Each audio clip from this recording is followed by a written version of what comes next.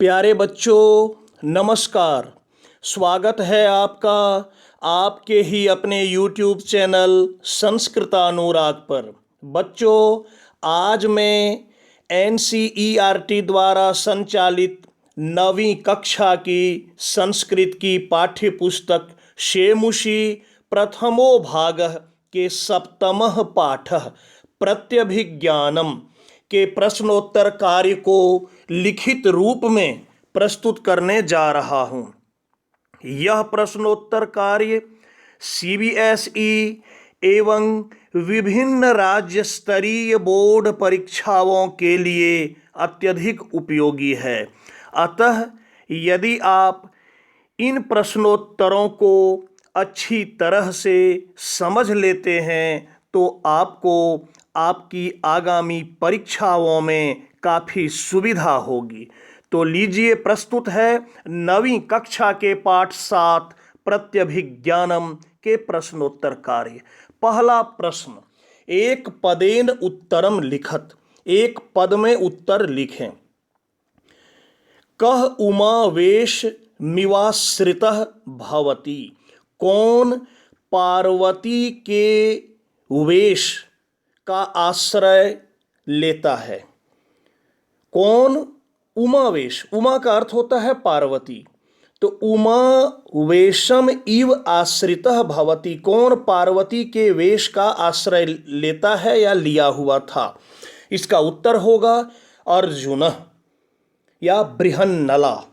बच्चों आपको पता है कि बृहन्नला अर्जुन ही थे, और जब अज्ञातवास के दौरान ये लोग राजा विराट के यहाँ छुप कर रह रहे थे, अपना वेश बदल कर रह रहे थे, अपना नाम बदल कर रह रहे थे, उस समय अर्जुन ने अपना नाम बृहन्नला रखा था। दूसरा प्रश्न, कस्याः अभिभाषण कौतूहलम महत भवति, किसका अभिभाषण कौतूहल बहुत अधिक होता है। किसके अभिभाषण मतलब बातचीत करने का कौतूहल बहुत अधिक है, तो बृहन्नलायाः। इस नाटक में ऐसी कहानी आई है, ऐसा वर्णन आया है। बृहन्नला कहता है कि मेरा अभिभाषण कौतूहल बहुत अधिक है विद्वत जनों के साथ। तीसरा प्रश्न, अस्माकं कुले किम अनुचितम, हमारे कुल में, हमारे वंश में या हमारे खानदान में क्या अनुचित है। इसका उत्तर होगा आत्मस्तवम। आत्मस्तवम का अर्थ होता है आत्म प्रशंसा, प्रशंसा, अपनी तारीफ करना। अगला प्रश्न, कह दर्प प्रशमनम कर्तुम इच्छति, कौन घमंड को तोड़ना चाहता है, कौन घमंड को नष्ट करना चाहता है। इसका उत्तर होगा राजा। राजा कौन थे? विराट थे, इसलिए ब्रैकेट में विराटः लिख दिया हूं। अगला प्रश्न, कह अशस्त्र आसीत, कौन अशस्त्र था। अशस्त्र मतलब बिना शस्त्र के, कौन था, तो भीमसेन। भीमसेन अशस्त्र थे और तभी उन्होंने अभिमन्यु को पकड़ा था। अगला प्रश्न, कया गो ग्रहणम अभवत, किसके द्वारा गो ग्रहण हुआ, गायों के हरण करने का, गायों के ग्रहण करने का कार्य हुआ।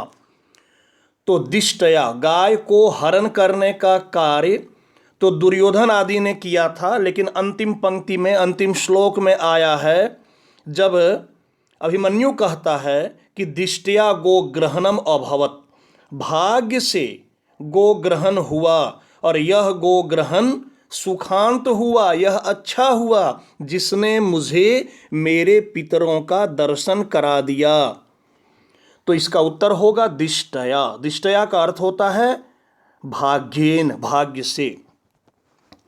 अगला प्रश्न, कह ग्रहणम गतः आसीत, कौन पकड़ा गया था। तो इसका उत्तर होगा सौभद्रः या फिर अभिमन्यु। सौभद्रः का अर्थ है सुभद्रा का पुत्र। अभिमन्यु की माता का नाम था सुभद्रा, तो सौभद्रः का अर्थ हो गया सुभद्रा का पुत्र। अगला प्रश्न, अधोलिखितानां प्रश्नानाम उत्तराणि संस्कृत भाषया लिखत। नीचे लिखे गए प्रश्नों के उत्तर संस्कृत भाषा में लिखें। भट्टः कस्य ग्रहणम अकरोत्। भट्ट ने किसका ग्रहण किया? इसका उत्तर होगा भट्टः अभिमन्योः ग्रहणम अकरोत्।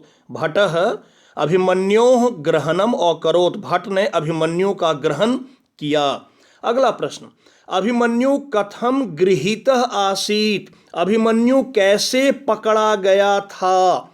इसका उत्तर लिखिएगा, अशस्त्र भीमसेनेन रथम आसाद्य बाहुभ्याम अभिमन्युः गृहीतः आसीत्। इसका हिंदी अर्थ समझ लीजिए, अशस्त्र भीमसेन के द्वारा, भीमसेन जो कि अशस्त्र थे, रथम आसाद्य रथ के पास आकर बाहुभ्याम अभिमन्यु गृहीतः आसीत्, अपनी दोनों भुजाओं से अभिमन्यु को पकड़ा था। यहाँ मैं कहानी को थोड़ा सा विस्तार से बताना चाहता हूँ कि भीमसेन अशस्त्र थे और युद्ध का नियम था कि किसी भी अशस्त्र सैनिक या योद्धा पर प्रहार नहीं किया जाता है। तो अभिमन्यु अशस्त्र भीमसेन पर प्रहार नहीं करता है। उसी समय भीमसेन अभिमन्यु के रथ के पास आकर अभिमन्यु को अपनी दोनों भुजाओं से पकड़ लेते हैं। अगला प्रश्न, कः वल्लभ बृहन्नलयोः प्रश्नस्य उत्तरम न ददाति। कौन वल्लभ? वल्लभ मैंने आपको बताया कि अर्जुन ने अपना नाम परिवर्तन करके अपना नाम बृहन्नला रखा था, वैसे ही भीम ने भी अपना नाम वल्लभ रखा था राजा विराट के यहाँ। तो यहाँ प्रश्न पूछ रहा है कि कौन वल्लभ और बृहन्नला के प्रश्न का उत्तर नहीं देता है। इसका उत्तर होगा अभिमन्यु वल्लभ बृहन्नलयोः प्रश्नस्य उत्तरम न ददाति। अभिमन्यु वल्लभ और बृहन्नला के प्रश्न का उत्तर नहीं देता है। अगला प्रश्न, अभिमन्योः स्वग्रहणे किमर्थम आत्मानं वंचितम अनुभवति। अभिमन्यु अपने ग्रहण में किस लिए अपने को ठगा हुआ महसूस करते हैं, अपने को वंचित महसूस करते हैं। इसका उत्तर होगा युद्ध क्षेत्रे अशस्त्र भीमसेनम दृष्ट्वा अभिमन्यु तम न प्रहरति। युद्ध क्षेत्र में अशस्त्र भीमसेन को देखकर अभिमन्यु उस पर प्रहार नहीं करता है। तदेव भीमसेन, तभी भीमसेन अभिमन्युम बाहुभ्याम गृहीतवान। तभी अभिमन्यु को भीमसेन अपनी भुजाओं से पकड़ लेते हैं। अतः अभिमन्यु स्वग्रहणे आत्मनम वंचितम अनुभवति। इसलिए अभिमन्यु अपने ग्रहण में अपने आप को ठगा हुआ महसूस करता है। अगला प्रश्न, कस्मात् कारणात् अभिमन्युः गोग्रहणम सुखांतम मन्यते। किस कारण से अभिमन्यु गोग्रहण को सुखांत मानता है, सुखकारी मानता है, सुखदायी मानता है। इसका उत्तर होगा अभिमन्युः गोग्रहणम सुखांतम मन्यते यतः अनेन तस्य स्वपितरः दर्शितः। अभिमन्यु गोग्रहण को सुखांत मानता है क्योंकि इससे, अर्थात इस गोग्रहण के कारण उसके पिता का दर्शन उसे हो गया। उसके पितरों का, न सिर्फ पिता बल्कि संपूर्ण परिवार का दर्शन उसे हो गया। अगला प्रश्न, अधोलिखित वाक्येषु प्रकटित भावम चिनुत। नीचे लिखे गए वाक्यों में से जो भाव प्रकट हो रहा है उसे आपको चुनना है। यहाँ कोष्ठक में जो शब्द दिए गए हैं उसमें से। भोः कोनु खल्वेशः येन भुजेक नियंत्रितो बलाधिकेनापि न पीड़ितः अस्मि। कि कौन है यह जो मुझे अपनी भुजाओं से नियंत्रित कर रहा है और बलाधिकेनापि, अत्यधिक बल के कारण भी मैं पीड़ित महसूस नहीं कर रहा हूँ। तो विस्मय इसमें होगा, विस्मय। उसको विस्मय होता है कि अरे कौन है यह जो हमको इस तरह से पकड़ा है। दूसरा है कथम कथम अभिमन्युर्नाम अहम। क्यों क्यों अभिमन्यु नाम है मेरा, तो इस वाक्य में स्वाभिमान का पता चलता है, यहां होगा स्वाभिमान। तीसरा, कथम माम पितृवदाक्रम्य स्त्रीगताम कथाम पृच्छसे, क्यों मुझे पितृवद अधिकार जताकर स्त्री के बारे में कहानी पूछ रहे हो, स्त्री की बातों को पूछ रहे हो। तो यहाँ है क्रोध, यह क्रोधित होकर कह रहा है कि क्यों तुम पिता का हक जताते हुए मुझसे स्त्री की बातों को पूछ रहे हो। यह गुस्सा से बोलता है, तो क्रोध। उसके बाद धनुष तु दुर्बले एव गृह्यते मम तो भुजौ एव प्रहरणम, धनुष तो कमजोर लोगों का हथियार होता है, मेरी तो दोनों भुजाएं ही शस्त्र है। यह कौन, इस वाक्य से क्या झलकता है? इस वाक्य से शौर्य झलकता है, वीरता झलकता है, पराक्रम झलकता है, इसलिए होगा शौर्यम। अगला है बाहुभ्याम आहृतम भीमः बाहुभ्याम एव नेष्यति, भुजाओं के द्वारा मैं लाया गया हूं तो भीम मुझे भुजाओं के द्वारा ही ले जाएंगे। इस वाक्य में क्या झलकता है? इस वाक्य में आत्मविश्वास झलकता है। उसको इतना विश्वास है कि मेरे चाचा भीम इतने पराक्रमी हैं कि तुम लोग जो मुझे वो, जबकि उसको लाए हैं भीम, वो पहचान नहीं रहा है, लेकिन फिर भी इसको इतना विश्वास है अपने चाचा भीम पर कि कह रहा है अभिमन्यु कि मैं बाहुओं के द्वारा, भुजाओं के द्वारा लाया गया हूं, तो मेरे चाचा भीम मुझे अपनी भुजाओं से ही ले जाएंगे। और इसका अंतिम है दिष्टया गोग्रहणम स्वंतम पितरो येन दर्शितः, कि सौभाग्य से गोग्रहण सुखांत हुआ जिसने हमारे पितरों का दर्शन करा दिया। तो इस वाक्य में हर्ष, प्रसन्नता झलक रही है कि खुशी की बात है। चौथा प्रश्न, यथास्थानम रिक्त स्थान पूर्तिम कुरुत, यथास्थान रिक्त स्थान की पूर्ति कीजिए। तो जो खाली स्थान था वहां मैं जो रिक्त स्थान की पूर्ति किया हूं उसे लाल रंगों से दिखा दिया हूं। खलु जोड़ एश बराबर होगा खल्वेश, फिर है बल जोड़, यहां हो जाएगा अधिकेन जोड़ अपि, अपि दिया हुआ था, हो गया बलाधिकेनापि। उसके बाद है विभाति जोड़ एव जोड़ उमावेशम, इसका होगा विभात्युमावेशम, इव जोड़ उमावेशम भरा गया। उसके बाद वाचालयतु जोड़ एनम वाचालयत्वेनम, रुष्यति जोड़ एश रुष्यतेश। उसके बाद त्वमेव जोड़ एनम त्वमेवैनम, फिर है यातु जोड़ इति यात्विति।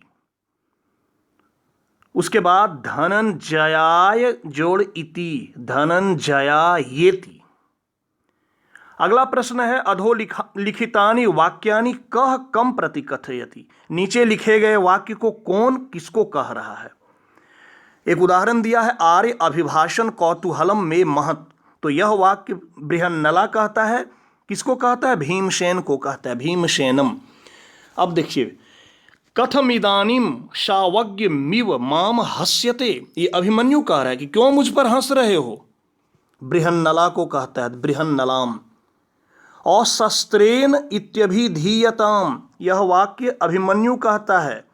जब बृहन्नला राजा को सुना रहा है कि मैं पकड़ा हूं, तो बीच में ही अभिमन्यु उसको रोकते हुए कहता है कि कहो अशस्त्रेन इत्यभिधीयताम, कि मुझ अशस्त्र के द्वारा पकड़ा गया। तो यह वाक्य अभिमन्यु कह रहा है, किसको कह रहा है? भीमसेन को कह रहा है।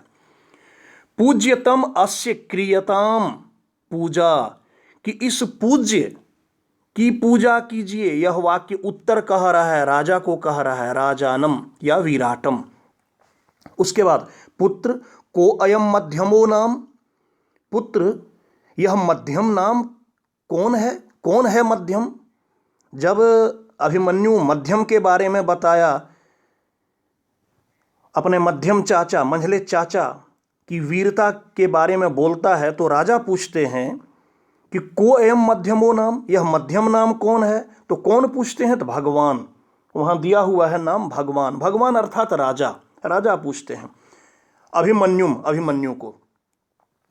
और इसका अंतिम वाक्य है शांतम पापम धनुस्तु दुर्बले एव गृह्यते, शांत हो जाओ पापी। धनुष तो कमजोरों का हथियार है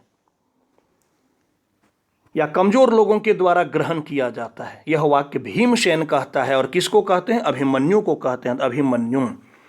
छठा प्रश्न, अधोलिखितानि स्थूलानि सर्वनाम पदानि कस्मै प्रयुक्तानि। नीचे लिखे गए वाक्य में से जो स्थूल पद है, स्थूल सर्वनाम पद, वह किसके लिए प्रयुक्त हुआ है, यह लिखना है। मतलब उसके लिए संज्ञा क्या है, वह किसके लिए प्रयुक्त हुआ है। देखिए, वाचाल यतु एनम आर्य, तो एनम यहां अभिमन्यवे, अभिमन्यु के लिए आया है। फिर है किमर्थम तेन पदाति न गृहीत, यहां तेन भीमसेन के लिए आया कि फिर किस लिए पैदल सैनिक के द्वारा तुमको ग्रहण किया गया, तो तेन यहां भीमसेन के लिए। कथम नो माम अभिवादयसी, क्यों नहीं मुझको अभिवादन कर रहे हो, मुझको, यहां मुझको राजा के लिए आया। राजा कह रहे हैं कि क्यों नहीं मुझे अभिवादन कर रहे हो। उसके बाद मम तु भुजव एव प्रहरणम, मम मेरी तो भुजाएं ही, तो यहां मम आया भीमसेनाय, भीमसेन के लिए। और अंत में है अपूर्व इव अत्र ते हर्षो ब्रूहि केन विस्मितः असि, यहां ते आया भट्ट के लिए, तो भट्टाय। सातवां प्रश्न, श्लोकानाम अपूर्ण अन्वय अधो दत्तः पाठम आधृत्य रिक्त स्थानानि पूरयत। श्लोक का अपूर्ण अधूरा अन्वय नीचे दिया गया है, पाठ के आधार पर रिक्त स्थानों को पूरा करना है। देखिए, पार्थम पितरम मातुलम, यहां भरा जाएगा जनार्दनम। चौ उद्देश्य कृतास्त्रस्य तरुणस्य युद्ध पराजयः, यहां भरा गया युक्तः, इसमें भरा गया युद्ध पराजय और पहला में भरा गया जनार्दनम। जो श्लोक था कि जिसका पिता पार्थ जैसा वीर हो और जिसके मामा जनार्दन अर्थात कृष्ण हो, जो युद्ध विद्या में पारंगत हो, जो युवक हो, ऐसा व्यक्ति यदि युद्ध में पराजित हो जाता है तो क्या यह उचित है, यही था। दूसरा है कंठाश्लिष्टेन, यहाँ होगा बाहुना, जरासंधम योक्त्रयित्वा तत् असह्यम कर्म कृत्वा भीमेन कृष्ण अतदर हताम नीतः, कि जिसको गले से और भुजाओं से जिसको अलग कर दिया था, जो कृष्ण के लिए भी असंभव था, वैसे भीम, जिस भीम ने जरासंध को भुजाओं और गले से अलग कर दिया था, जो कि कृष्ण के लिए भी मुश्किल था। तीसरा, रुष्यता भवता रमे नौक्षेपेन नो रुष्यामि किम उक्त्वा अहम नापराधः कथम भवान तिष्ठति यातु इति। राजा कहते हैं कि आपके गुस्सा करने पर भी मुझे क्रोध नहीं आता है, उसी में कहते हैं कि आप यहाँ क्यों रुके हैं, जाएं आप। अगला है पादयोः निग्रहो चितः समुदाचारः क्रियताम, कि मेरे लिए जो उचित सत्कार, जो सम्मान होना चाहिए वो कीजिए। मैं यदि पकड़ा गया हूँ, मतलब युद्ध बंदी हूँ, तो एक बंदी के साथ जैसा व्यवहार किया जाना चाहिए वैसा व्यवहार कीजिए। बाहुभ्याम आहृतम माम भीमः बाहुभ्याम एव नश्यति, मैं जो भुजाओं से पकड़ कर लाया गया हूं तो मेरे चाचा भीम मुझे भुजाओं से ही ले जाएंगे। अगला है अधोलिखित तेभ्य पदेभ्य उपसर्गान विचित्य लिखत, नीचे जो पद हैं उसमें उपसर्ग को चुनकर लिखना है। आसाद्य, आसाद्य में आ उपसर्ग ये दिया हुआ था उदाहरण के रूप में। अब देखिए, अवतारितः, इसका हो गया अव। विभाति वि उपसर्ग, अभिभाषय अभि उपसर्ग, उद्भूताः उद उपसर्ग, उत्सिक्तः उत उपसर्ग, प्रहरन्ति प्र उपसर्ग, उपसर्पतु उप उपसर्ग है, परिरक्षिताः परि उपसर्ग है और प्रणमति इसमें प्र उपसर्ग है। तो बच्चों, ये था 9वीं कक्षा के इस 7वें पाठ का प्रश्नोत्तर कार्य जिसे मैंने लिखित रूप में आपके सामने प्रस्तुत करने का कार्य किया, ताकि आपको लिखने में किसी भी प्रकार की कोई त्रुटि न हो और आप अपनी परीक्षाओं में अधिकतम अंक प्राप्त कर सकें, कमज़ोर विद्यार्थी भी इससे लाभान्वित हो सकें। यही मेरा लक्ष्य है। तो प्यारे छात्रों, अगर आपको आज का मेरा यह वीडियो पसंद आया हो तो कृपया इसे आप लाइक, कमेंट एवं शेयर करके मुझे प्रोत्साहित करने का कार्य करें, ताकि आगे आपके लिए मैं और भी बेहतर एवं उपयोगी वीडियो बनाने का कार्य करता रहूं। साथ ही मेरे इस चैनल संस्कृतानुराग को यदि आप अब तक सब्सक्राइब नहीं किए हैं तो इसे आप अवश्य सब्सक्राइब कर लें एवं नोटिफिकेशन को भी ऑन कर लें, ताकि मेरे द्वारा इस चैनल पर अपलोड किए गए प्रत्येक वीडियो की सूचना सर्वप्रथम आपको प्राप्त हो सके। तो आज के लिए इतना ही। सबों को मेरी ओर से बहुत बहुत धन्यवाद।